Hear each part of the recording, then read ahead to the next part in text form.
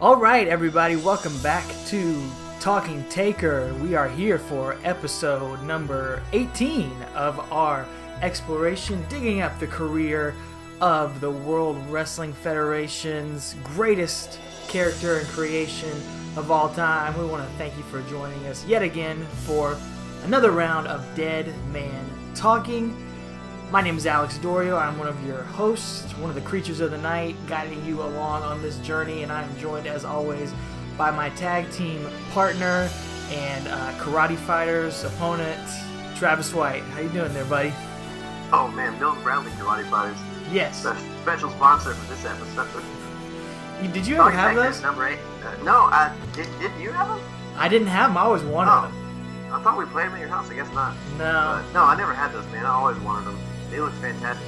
Yeah, in case... They're a sponsor later on in the year and the next year too. Yeah. I went ahead and looked at some of the pay-per-views for next year. And karate, what are they called? Milton Bradley Karate Fighters. Make sure to get the whole name in there. In case you don't remember, they were basically like Rock'em Sock'em Robots, sort of, but they were karate fighters, and they sponsored WWF all the time. And I don't know, like I do remember seeing them in the toy store, but for some reason I never got them. I'm sure I asked for them multiple times, but never got them for some reason. But the karate fighters and then DZ Discovery Zone are like the holy grail of WWF sponsors that I never got to enjoy. I always wanted to. My wife grew up near DZ Discovery Zone. Really? I don't know if she ever went though, but yeah, I remember you seeing those commercials on Fox in the morning, like after watching X-Men on Saturday morning. They'd be like, DZ at Discovery Zone, and I never got a chance to go. There's not one near us. There was. I had no idea where one was. Nowhere. Yeah. That was before the internet, so we couldn't just Google it. So. Yep. Yeah. That was terrible. Tragedy. Oh. Tragedy. But Talking Taker's 18, so it is now time to sign up for the draft. I always try to give them a age pun. I'm going to run out of them after next episode. For the WWE draft? No, not yet. That's 7 years later. Oh, excuse me. Okay. Yeah. Gotcha. Oh. Well, we'll get there eventually. We'll get there eventually, and speaking of tragedies, we're gonna cover the tragic occurrence of the Undertaker's broken orbital bone here in just a moment. That's gonna lead us into Survivor Series 1995, which is where we're at right now. Our next pay-per-view, and Survivor Series 95, and the build-up begins, I guess, with you know what day of the week this was on? I believe it was on a Sunday. Yep, first one. First Survivor Series on a Sunday? Wow. Yep. Historic moment. Yeah. The build-up began a couple months before, and you brought up in the last episode that SummerSlam 95 was the last pay-per-view before the Monday Night Wars started, before Nitro came on the air. I mean, I didn't write down the episode, this episode of Raw, but there's a 6-man tag with Undertaker, Shawn Michaels, and Diesel up against Yokozuna, Owen Hart, and British Bulldog. That's October 9th, 95. Okay, excuse me. Right at the beginning of October, yep. All right, October episode. So what a main event. It's a huge main event. It's actually the first match on the show, but it's definitely the main event, and it takes up about half the episode of Raw. And I thought it was real interesting that you're getting that big of a match on Monday Night Raw, and I think it's clearly, impacted by having competition, having another wrestling show on Monday night. Is that they're already feeling the heat and having to throw out this humongous match on Monday Night Raw. You just didn't see matches like that on Monday Night Raw during the first 2 years of the show. You'd get one marquee match every week usually, but nothing where you're getting all those huge stars in one ring. You definitely wouldn't see those 6 guys on the same episode. Right.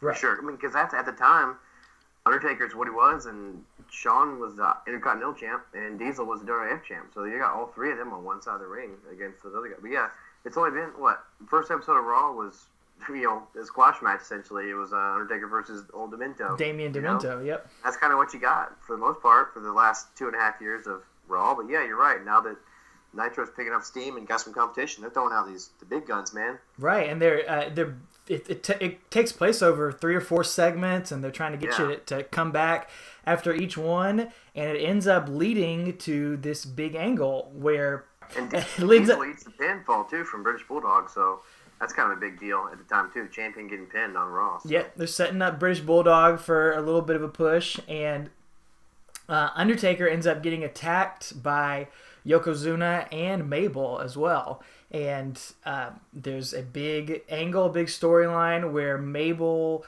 leg drops the Undertaker across the face and allegedly breaks his orbital bone in his face. Now, what?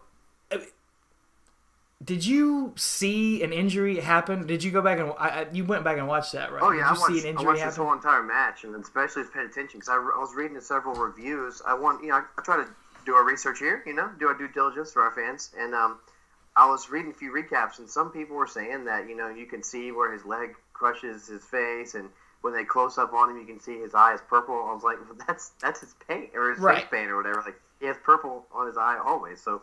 Anyway, but some people were saying, and I was reading some of the dirt sheets that, he got an orbital bone fracture from a clothesline from Mabel. And so I never saw an injury take place. But again, who are we? I don't know. But I never saw anything. So I wonder if this was just part of a storyline just to give him a new gimmick, like with the face mask, what's to come, But, yeah, I definitely didn't see anything. I mean, he doesn't sell anything, and I would imagine, Undertaker's definitely a tough guy, but I would think if face broken, if you get your face broken, you're gonna react in some sort of way. And Mabel hits him with a few leg drops and splashes and does all sorts of stuff. Undertaker just sells it like he's dead. Doesn't move, doesn't react at any point. And so I remember watching it and always thinking, and reading for years that was a legit injury. But going back and watching it, I was thinking, there's no way he actually got hurt there. And I went on the history of WWE.com and was looking up house show results, and he wrestled for like 2 or 3 weeks afterward, every night after that. So he's like, I would feel like even back then, if you broke his face, he probably wouldn't wrestle for the next few nights afterward. But I do think there was an injury at some point, and whether it was at a house show or something, I believe he did get injured, and I think they retconned that taping to say, oh, that's where the injury was, so they can put some heat on Mabel and show it on TV. But I do think that he got some sort of facial injury. I have no idea what it was, but it happened somewhere along the line, because we do see him go out of action here for a couple months, and it's originally supposed to lead to Mabel and Undertaker at the October In Your House, but that gets switched instead to Mabel versus Yokozuna instead, which I'm sure was a barn burner. Yeah, I did not watch that match. No. Goodness gracious. We're not talking Yoko, we're talking Mabel here. Yeah, what a disaster. So thanks a lot, Undertaker. Thanks for getting hurt. You subjected the world to that. Took a bullet. Yeah. Oh, man, that's terrible. But like you said, Undertaker was completely vulnerable during this beatdown. In fact, all the faces do. We're not discussing Shawn and Diesel at this point, but the heels get a big one over on him. It reminds me, the closest, just to put it in context of what fans nowadays might see, was kind of like when the Nexus destroyed the ring, and beat up John Cena. It wasn't that much destruction, but like, they all looked vulnerable, and they just were laying there, and the show just kind of dragged on, and he really built the, suspense. So it was cool. It was a long beatdown. It was kind of long. Nexus was a good comparison. I was thinking NWO when they used to beat guys down for a long time too. And again, that was pretty different for WWF. You usually didn't see heels getting put over that strong on TV. So that was interesting. And it's building up a bunch of different feuds. And for us, it's building up that Mabel Undertaker feud and circling back. Yeah, exactly. It started at King of the Ring 95 a little bit, and now after Undertaker finished up with Kama, now we're circling back to dealing with Mabel.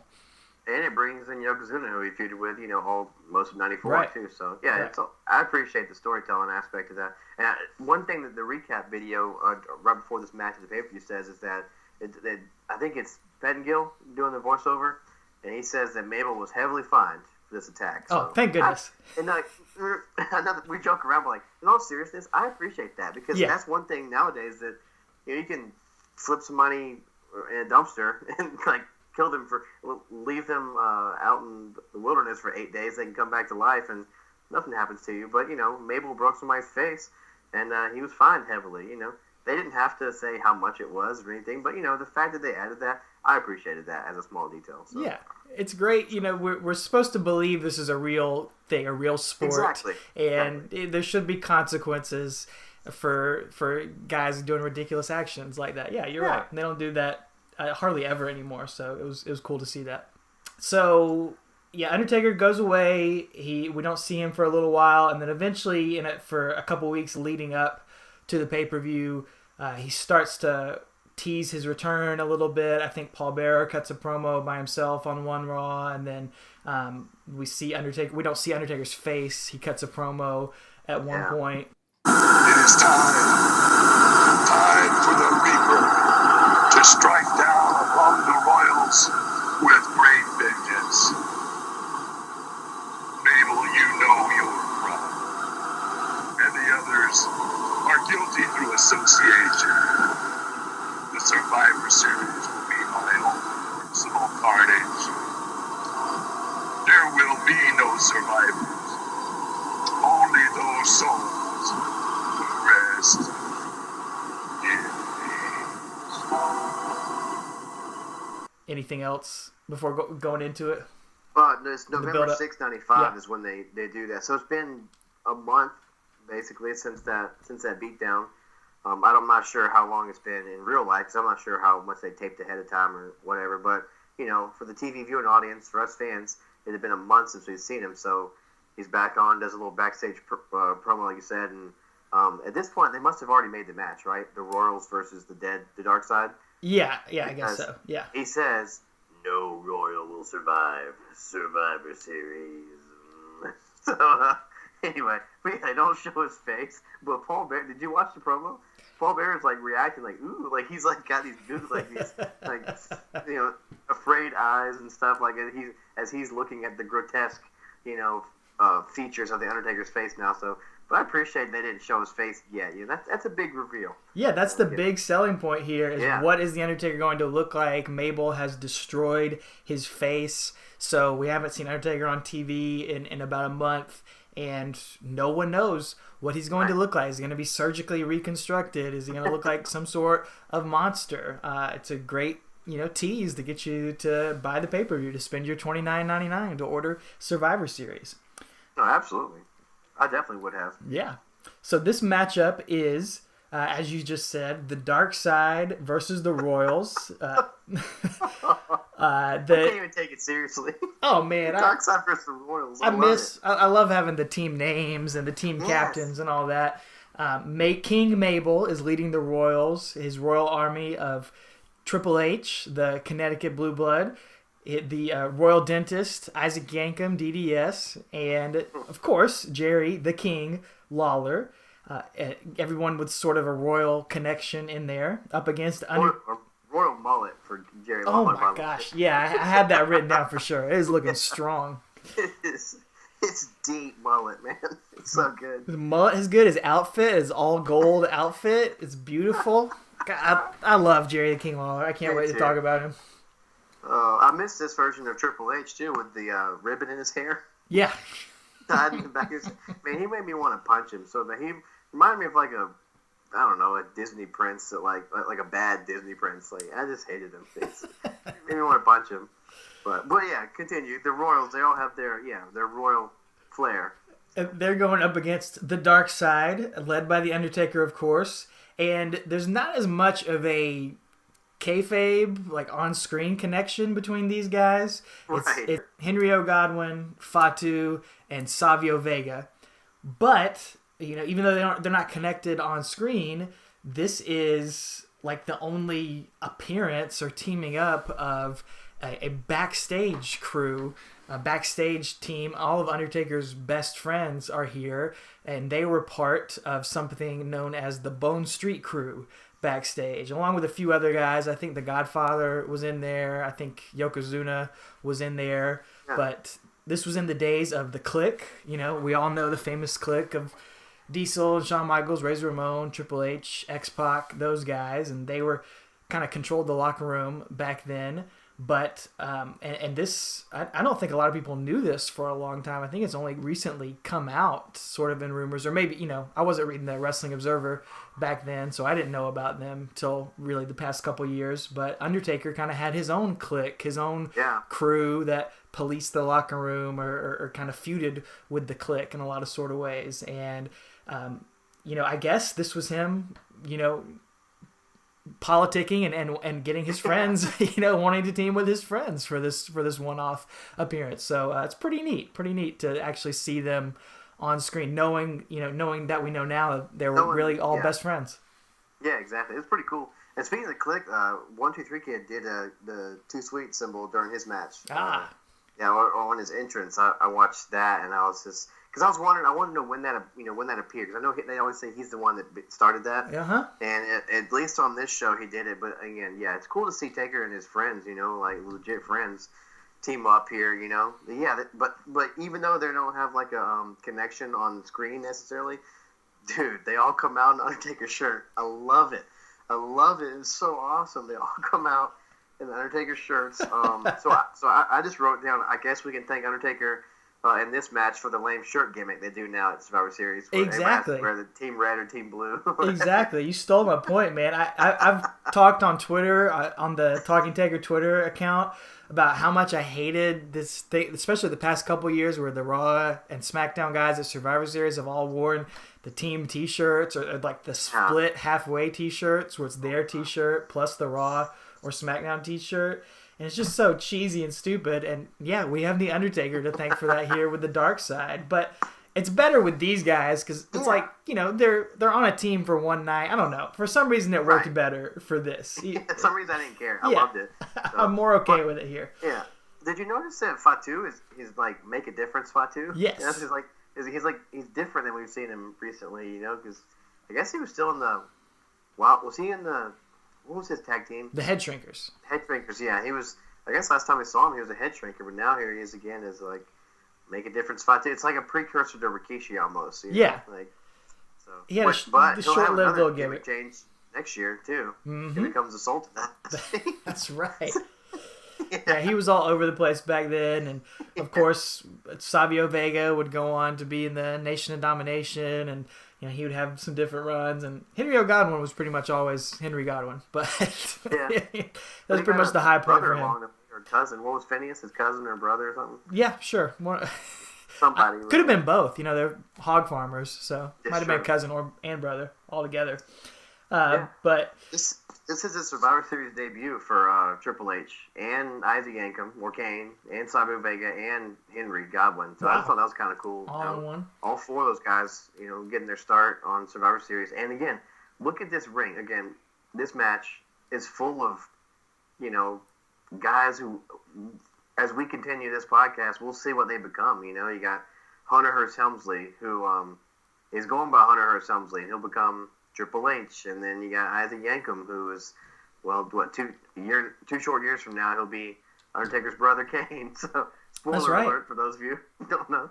And and just Undertaker and even the King, he just his you know, his legacy has grown so much more. And then Fatu is going to be Rikishi, and you know, it's just really cool to see all the people in this ring. And then Mabel's going to be with Undertaker in the corporation or the ministry later on. So it's kind of cool to see, you know, where this is going to eventually lead to. So yeah, I wrote down almost the exact thing. I wrote, you just never know, because I mean, you've got two of Undertaker's greatest rivals ended up being, you know, Kane, Isaac Yankem, and Triple H, who would feud with many times across the ring for the very first time. And who would have ever thought that watching this, that those guys would have so many classics and so many WrestleMania moments against each other. You mean you really just never know. Yeah. It's really cool to think about and see now. Let's get to the match, and we've got another interesting commentary team this month with Vince McMahon, Jim Ross, and Mr. Perfect of all people joining the commentary team for the night. So I thought they were a little disjointed. Wasn't my favorite commentary unit. I don't know, man. It just wasn't a good fit, in my opinion. Yeah. Yeah. I mean, yeah. Mr. Perfect wasn't perfect on the commentary. No, it wasn't his best night.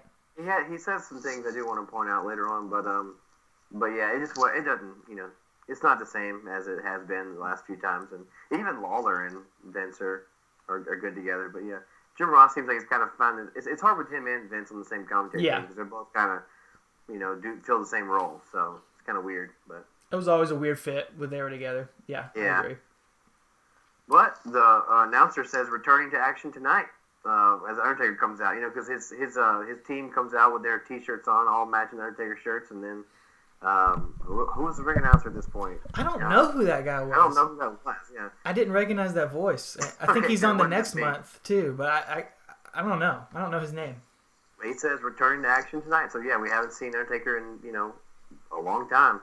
At this point, a month and a half basically, and the camera closes in on him during his entrance, but it never reveals his face, which is cool. It has his hairs down in his eyes, and just the way that the production is shooting it. They don't zoom in on his face yet. That's left for just a little bit later here. So I thought that was cool. And the commentary was just completely silent during his entrance. Yes. I don't know if you noticed that. I did. I wrote that down. They laid out for that entire entrance, and they would do that a lot in the later years. But usually now usually before this they're just talking over him, but they were silent and just letting him do his big walk to the ring. It was really cool. Made it feel really important. Yeah, up until now, Vince is always raving about the Phenom and what innovation and this and that and the other. But yeah, here they just lay out until the lights come up. Basically, that's when they start talking again. So Vince goes into Vince mode and is just a stunning ovation for the phenomenal one. It's just ridiculous. I love Vince on commentary. I miss him. Me too. So good. And then Undertaker, Paul Bearer takes off all his items of clothing, all his entrance items, not every item. Yeah. Wait now. Yeah, just the non-essential ones. The entrance attire, like you would have on Creative Wrestler. Right, exactly.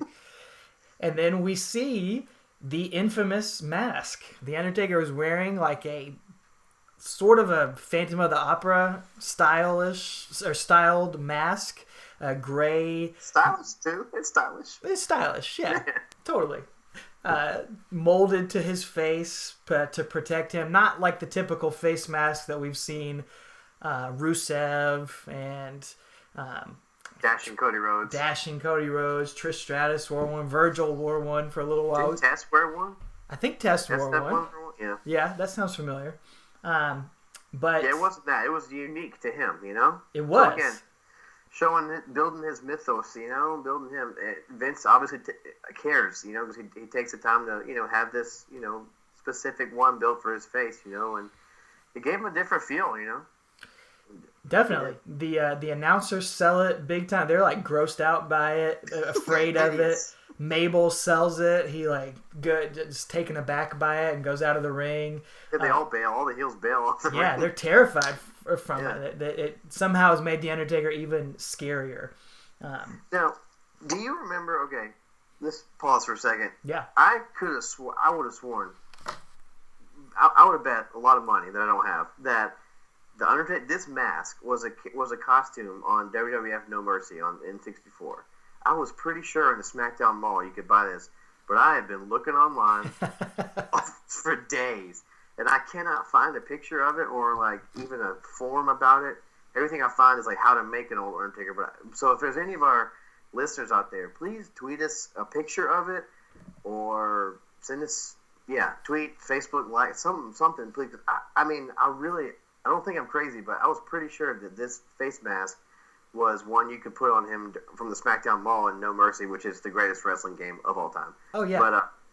But anyway, that's just a little part. I wanted to point that out before we got too far into the match, because I remember that. I remember it being on a game, and I was pretty sure it was No Mercy. So. Yeah, I mean, that sounds really familiar, and I'm not at home right now. I'm visiting a family in Augusta, but I've got... when you get there, put it in. I will. I have your copy of No Mercy that we used to play. Like, I have your old N64 at my house, so I'll have to go look, because that sounds familiar. I thought I remembered that too, so I'll have to go look at it. Absolutely. Then we'll post an update on the Twitter. Yeah, we'll update you guys. Or y'all can update us before we get there. So. Right. Well, we're calling it a mask. Vince McMahon calls it an adhesion on his face. Another Vince McMahonism, using a really obscure word in there. The Undertaker with some sort of adhesion on his face. Doesn't look happy. Made up word. Guys, it's an adhesion. It's an adhesion. You got it at a medical facility. Right, of course. They prescribed it to him at the medical facility. Prescription. The match ends up starting out with Fatu and Hunter Hearst Helmsley starting off. And, there's a lot. We don't need to do play-by-play for this whole thing because it's a long time before Undertaker even gets into the match. And I made a note about 8 minutes in. On my notes, I wrote 8 minutes, and he hasn't tagged in yet. So. Yeah, and it was minutes after that before he finally gets in. So. Oh yeah, I felt like this match, they were stalling for time. Like it felt like the pay-per-view was running short, and somebody told them, "Can you guys kill 30 minutes in this match?" Because it just dragged. Maybe, like you said, before Undertaker even comes in, and that's kind of the whole story of the match is waiting for the Undertaker to come in. All the heels cycle in and out. Triple H ends up getting whipped into their corner and gets backs up out of fear. We see the King come in, Isaac Yankem come in, and let's just talk about Isaac Yankem for a minute. slash Kane, Glenn Jacobs. I mean, how was this a thing? How was a wrestling dentist ever a thing? You talked about how much you hated IRS. I mean, how'd you feel about Isaac Yankem, DDS? Open wide.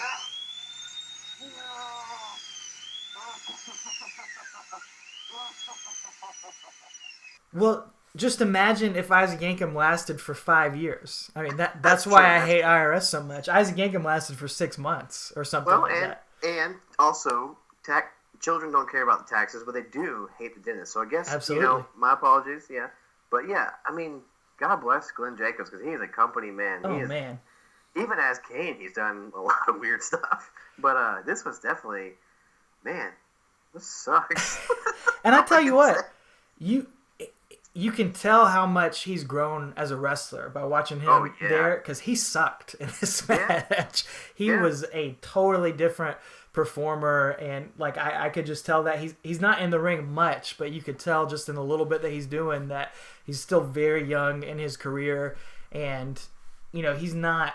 You don't think of Kane as a 5-star technical wrestler, but he's a much improved performer. Big man now. Yeah, he's a great big man. He's a great big man. Yeah, but yeah, you're right. Here, he's definitely he's definitely green.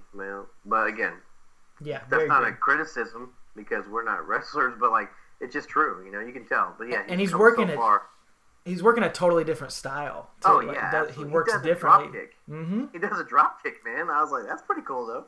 Yeah. Hey, did you notice? Again, we're not gonna do like a play-by-play, but did you notice that when Henry Godwin has Triple H in a military press, he wants to throw him over the top rope. Yeah. And the ref stops him. Why does the ref care? I think the ref cared because he thought he was gonna murder Triple H if he press slammed him to the floor. I was thinking this is not like at this point in WCW, weren't they not allowed to throw you over the top rope? Wasn't that one of Bill Watts' things or something? Or Tim Furr, I don't remember. But I was like, why does he care if he throws Triple H over the top rope? I think he just thought he'd break his neck if he did it. Just trying to save his life. Just a good friend of Triple H's. I don't know. I don't remember who the ref was, but I just remember noting that. I thought that was strange. The ref just decided to he was legitimately telling him please don't throw him over the top rope. Don't do that, dude. And then, go ahead. Dude, what about all this Mr. President stuff? They got for those of you who haven't seen this match, you got Mr. President, and so well, they're in Washington D.C. That's where the pay-per-view takes place. Well, excuse me, they're in suburban Washington D.C. That's what Vince says all throughout the show. We're here from suburban Washington D.C. It's actually I think it's called Landover, Maryland. Okay. But he keeps saying suburban Washington D.C. over and over again.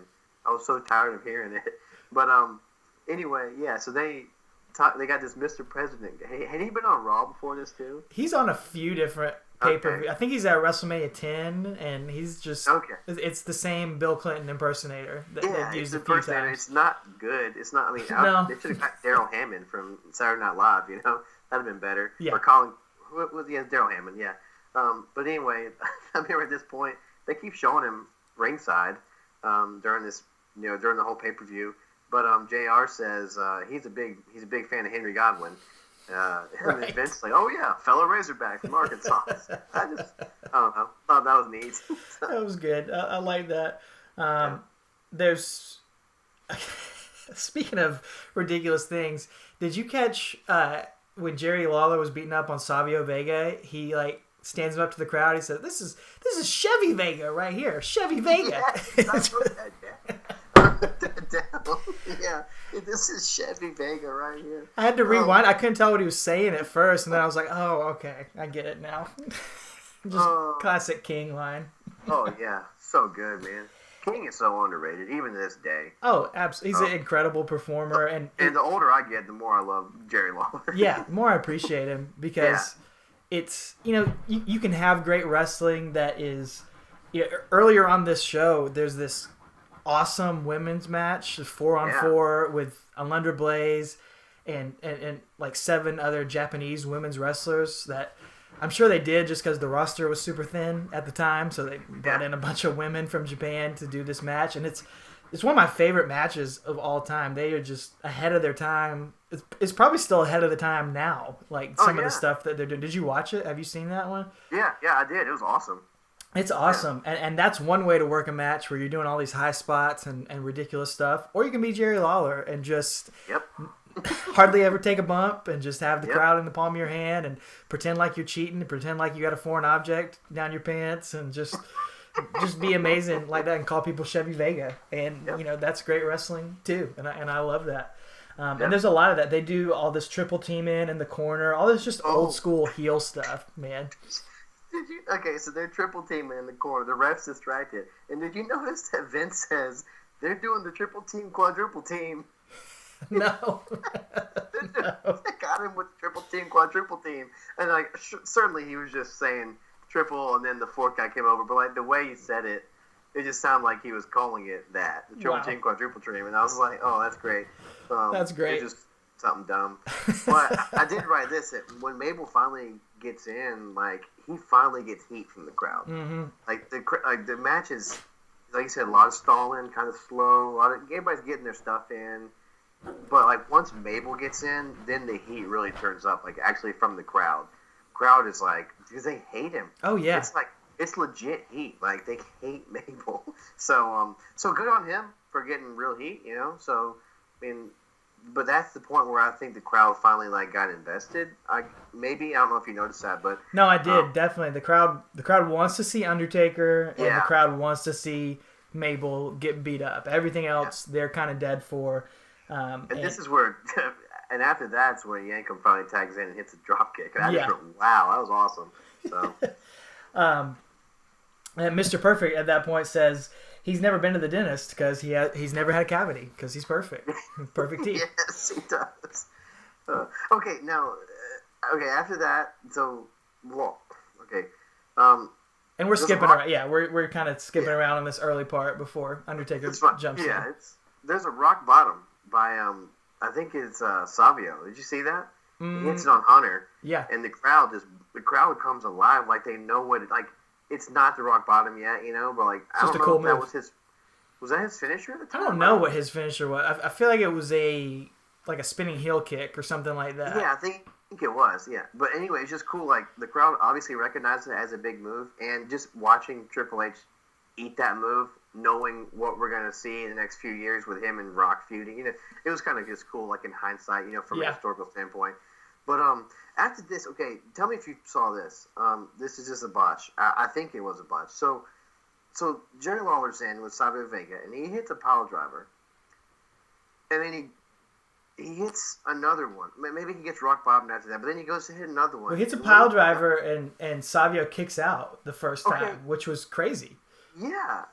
Yeah, it was nuts. I was like, surely he'll be eliminated here, but no, he kicked out. Yeah. But so then he hits this second one, and when he does, Savio like puts his hands down and his head pops up immediately.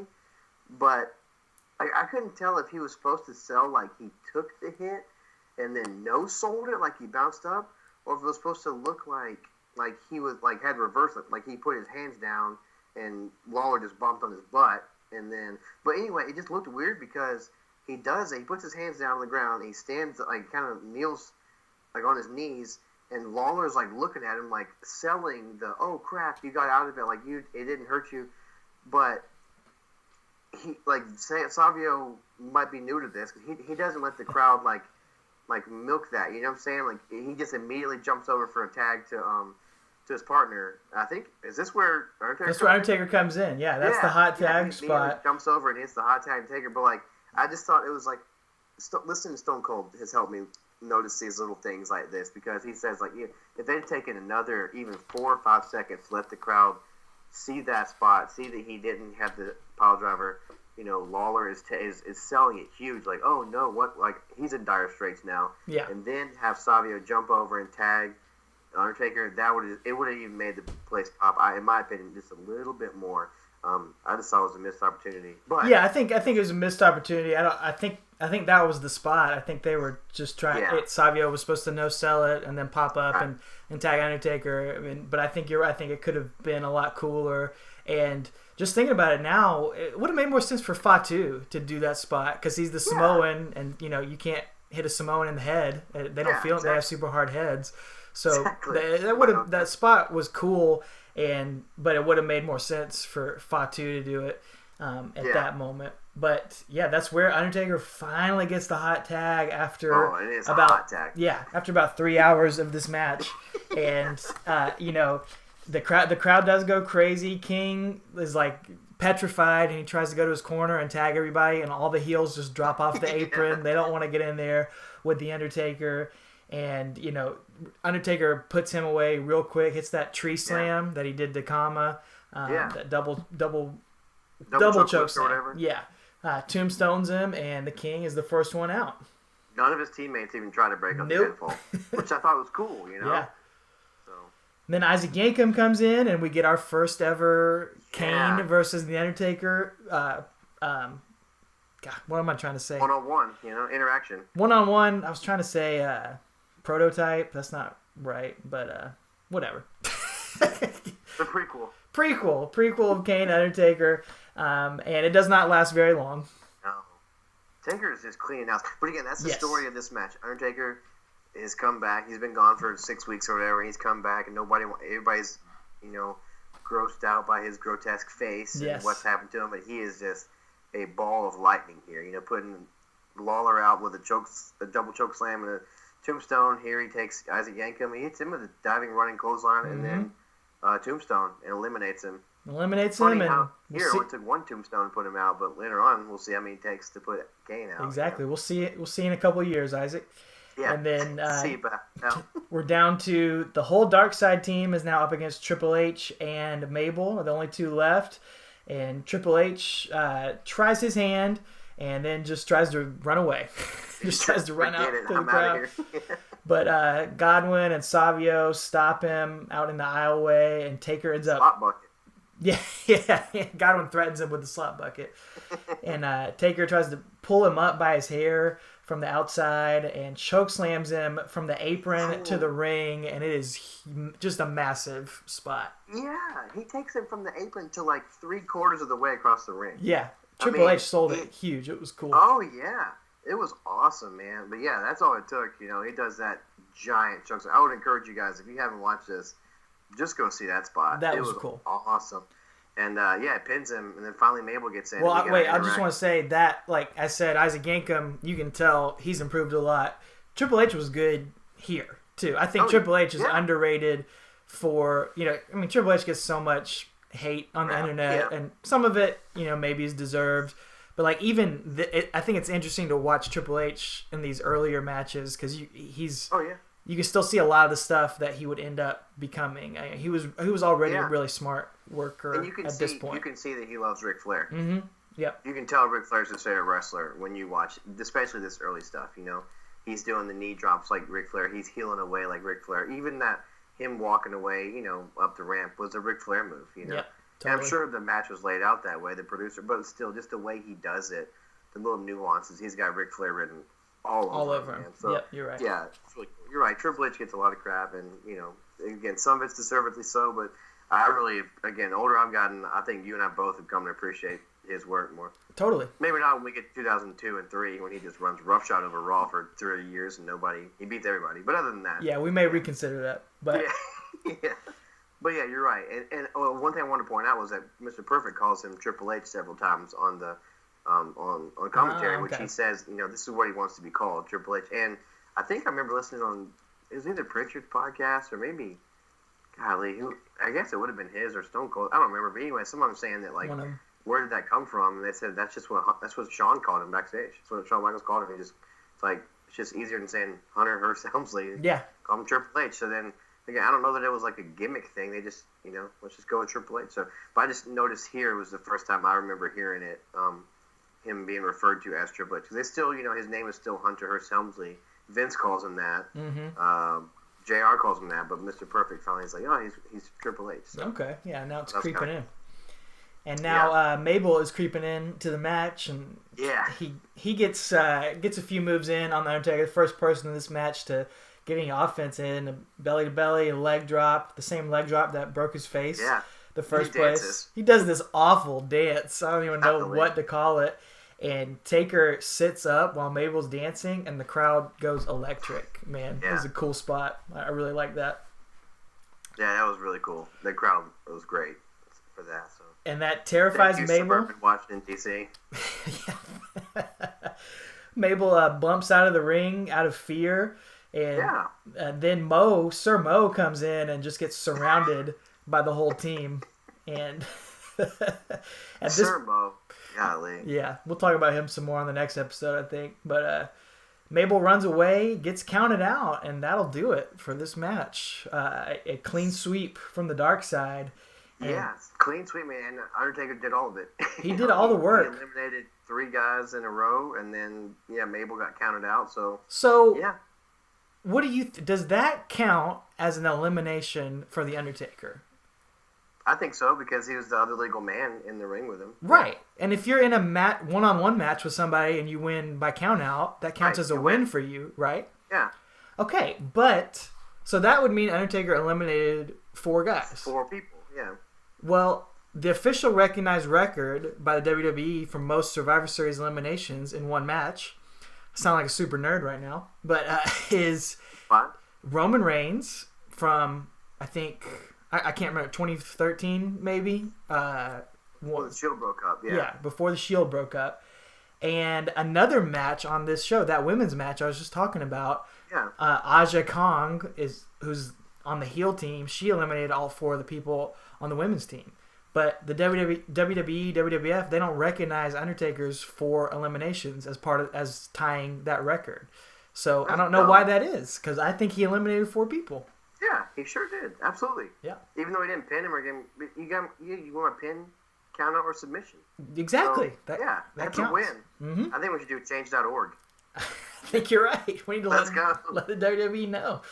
Let's get done. I just wanted to point that out. I thought that kind of, I didn't realize that he eliminated all 4 people, but I think he did. Yeah. Oh, I think he did. I would also like to point out that Vince McMahon doesn't know the meaning of the word literally, because he says Undertaker literally cleaned house. No, he did not. No. He did not literally clean the house at all. He had no broom, no spick and span, no mop. He did not literally clean the house. He came in and figuratively cleaned house. So, anyway, that's my pet peeve. Good. But, that needs to be brought up. Yeah, because Vince always has his little Vince-isms, but he literally cleaned house. No, he did not. So that would have been Duke the Dumpster Drosy's job, I think. Exactly. But on a serious note, I guess, Undertaker looks like a beast in this match. Totally.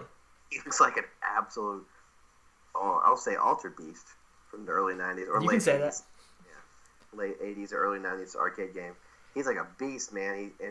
But after this elimination, 4th elimination, maybe with an asterisk, who knows? you finally get a good look at the Phantom of the Opera mask he has on. Like, up until this point, I mean, I guess we've seen it, but the camera gets a really good close-up on it, and you see it, and he does the classic pose, and Vince McMahon on commentary kind of foreshadows, like, there's going to be a day when Mabel has his day of reckoning, and he's going to meet The Undertaker one-on-one. So, of course, being the booker, he knows what's coming, but I'm just saying. But it's just kind of cool to, kind of let the audience in, foreshadow, what's going to happen later. Yeah. So, because it's true, Undertaker did not get his comeuppance, or, excuse me, Mabel didn't get his comeuppance from The Undertaker. He got beat up a little bit, but he didn't get, didn't get pinned or submitted or, didn't get, beat up or his face broken. So. That's right. They're keeping the feud alive here. Undertaker does look strong, which is a bit of a contrast from what we've seen earlier in 1995. And, now Undertaker, we're starting to swing back around. Undertaker looking really strong and being very important again. But they save a little bit of little taste of something for the next month's feud, where you can get the full entree of Undertaker beating up Mabel. But speaking of foreshadowing, as we're wrapping things up here, just to touch on a couple other things that happened at this show, it's also really the beginnings of Big Daddy Cool Diesel's sort of subtle heel turn is on this show. In the main event, he loses the WWF Championship, which he's had for almost a year, to Bret Hart. And in probably Diesel's best match. Oh, it's a great match. Yeah, I think it's Diesel's best match. As Diesel, this is probably this my favorite Diesel match. I love that match. It is so good. Diesel didn't love it because he lost it, and he throws a big fit afterward and beats everybody up around ringside. And then he's going to eventually, slowly, it's really sort of a precursor to a lot of Attitude Era stuff, because he's sort of a tweener here for a couple months. And that's going to lead into a big feud with The Undertaker, which we're going to see even more seeds of next month. But just want to touch on that. And just in general, I mean, I think this is a great show. Survivor Series 95 is fun. It has that great match. The women's match is awesome. The little wild card match is really cool deal where they've got faces and heels on the same team. Mm-hmm. Yeah. So, good show. This match, not that great, but it's a good show overall. But it tells this match isn't great in ring, but it tells a good story of the Undertaker. Finally, he's back in action. He hasn't quite gotten his hands on Mabel like he wants to, but he came in and figuratively cleaned house. Thank you, Vince, and looks really strong, because again, he's going to need to look strong headed to where the end of '95 and beginning of '96 is taking us. And so it's cool. And you know what the cherry on top of all this entire show is? What's that? Series? The recap video at the end. Oh, absolutely. Oh man, I miss these. Why don't they do these anymore? I don't know. They used to they did these and then they stopped and they only did them at WrestleMania. Mm-hmm. But now they don't even do them anymore at anything. And those of you who, even if you don't watch the show, just fast forward to the very end and watch the recap. It's like 2 minutes and it recaps all the action from the entire show. And it's such a nice touch, it blows me away how they get it all edited, immediately, because they have stuff from even the main event in it. Yeah. So it's really cool, and I just think it's the cherry on top, man. I miss that from a nostalgic standpoint. So I do too. I don't know why we needed a recap, because we just watched the whole thing, but I always appreciated it. It was always fun to go back and relive it. Instant nostalgia. But we want to WrestleMania, because WrestleMania is 8 hours long now, so it's good to have a recap. That's true. You do kind of need it for that. Remember from when I went from what I watched the AM, and now it's PM, and so. Yeah. Well, we want to know what you liked about this match, about Survivor Series '95, your feelings on it. What are your memories of the Phantom of the Opera Undertaker era that we're going to see here for a few months? Did you like the mask? Did you think it was stupid or cheesy? What were your thoughts and memories of that? You can let us know at Talking Taker on Twitter, Talking Taker on Facebook. You can hit us up in the comments on iTunes, on Podomatic, on Stitcher, on Google Play, on YouTube, on all that stuff. You can let us know. Please leave us a review on all those things. We would greatly appreciate it. We love all our listeners out there. Man, I meant to do this at the beginning of the episode, but I want to give a shout out to one of our very special listeners, one of our very good friends. His name is Jay Stanley. His wrestling name is the Punk Angel. He's a good friend of ours, and he let me know he's listened to every single episode of the show, which I think is ridiculous, but we do appreciate it. And somehow he's gotten engaged now, so that's a big shout out to you. Congratulations, man. Don't let your fiance know that you listen to a podcast about one particular wrestler and all of his matches. Don't ever let her know that. But thanks for the support to him and to everybody. Absolutely. And those of you, if you were there in suburban Washington, D.C. on this night, we want to hear from you. If you cosplayed at the show, we want to hear from you. No, they didn't show anybody in the audience, but we want to know. We want to hear from you, Mr. President. Yes, you Razorback. Sweet. And ladies and gentlemen, take her easy. I got nothing.